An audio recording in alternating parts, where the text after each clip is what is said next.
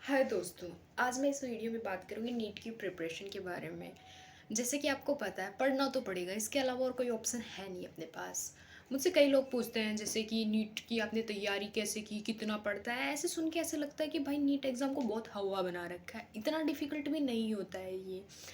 हाँ, ये तो है कि पढ़ना तो पड़ेगा ही, लेकिन कितना और कैसे, इस बात पे फोकस करना है। 10-15 घंटे तो मैं भी नहीं पढ़ती थी, और मैं आप लोगों को भी नहीं कह रही हूँ कि 10-15 घंटे पढ़ने होता है, बल्कि 10-15 घंटे पढ़ने वालों से ज़्यादा अच्छा स्कोर किया था मैंने, वो भी 6-7 घंटे पढ़ के। 6-7 घंटे, वो भी एग्ज़ाम टाइम पे, मतलब 15-20 दिन पहले तो आपको एटलीस्ट 6-7 घंटे देने ही पड़ेंगे। उससे पहले तो आपका 4-5 घंटे में भी रेगुलरिटी अच्छी बनी रहती है। तो बात करते हैं सबसे पहले बायोलॉजी की। बायोलॉजी के लिए क्या होता है कि एनसीईआरटी सफिशिएंट होती है। 11वीं 12वीं की एनसीईआरटी आपके लिए बहुत सफिशिएंट होती है, लेकिन इसको भी केवल पढ़ लेने से काम नहीं होगा। मैं पढ़ के गई, जाके पेपर में देखा, वहाँ मुझे क्वेश्चन ही नहीं हो रहे, नेगेटिव मार्किंग लेके आ गई हूँ। तो मैंने फिर एक तरीका अपनाया, एक नोटबुक ले ली थी, और फिर क्या किया कि चैप्टर जैसे जैसे पढ़ रही हूँ उसकी हर लाइन से मैं अपने लिए खुद क्वेश्चन तैयार कर रही हूँ, जिससे दिमाग भी ऐसे एक्टिव रहता है कि मैं क्या पढ़ रही हूँ। वरना क्या होता है कि अपन पढ़ जाते हैं, अपन को पता ही नहीं होता पढ़ा क्या था। तो उससे दिमाग भी एक्टिव रह रहा था, और अपन को खुद से क्वेश्चन भी पता पड़ रहा था कि भाई क्या क्या बन सकते हैं। तो थोड़ा इम्प्रूवमेंट हो गया था अच्छा खासा। उसके बाद बात करते हैं मेरी फेवरेट फिजिक्स की। फिजिक्स में क्या है कि सबसे ज़्यादा इंपॉर्टेंट होता है क्वेश्चन प्रैक्टिस, और वो आपको करनी पड़ेगी। ऐसा नहीं है कि मैं कह रही हूँ कि दिन में आप सल्टा दो सारे एक टॉपिक के बारे में, नहीं।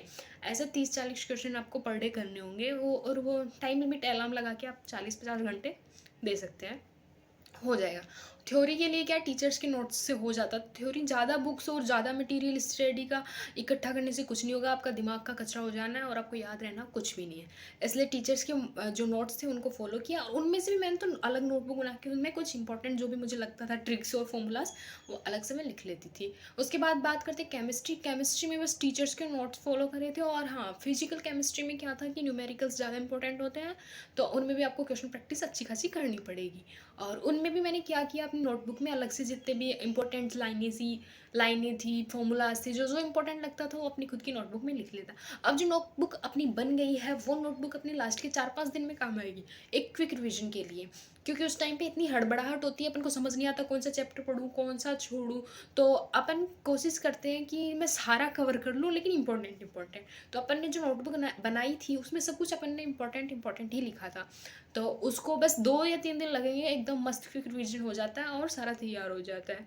और क्वेश्चन प्रैक्टिस करनी बहुत ही ज़्यादा ज़रूरी थी, क्योंकि मुझे भी लास्ट टाइम में पता चला, खुद की गलतियों से ही सीखा था मैंने कि क्वेश्चन प्रैक्टिस बहुत ज़्यादा ज़रूरी है। क्योंकि उसके बिना अब रटे मार रहे हैं वहाँ जाके, और प्रैक्टिकल में और एक थ्योरी में बहुत ज़्यादा डिफरेंस होता है। तो हर चीज़ जो अपना ज्ञान अपन ने ले लिया उसको इम्पोज करना ज़रूरी होता है। तो क्वेश्चन प्रैक्टिस से वो सब कुछ पॉसिबल होता है। तो इस तरह फिर मेरे को नीट में सेक्शन मिल गया था, खैर। तो थैंक यू फॉर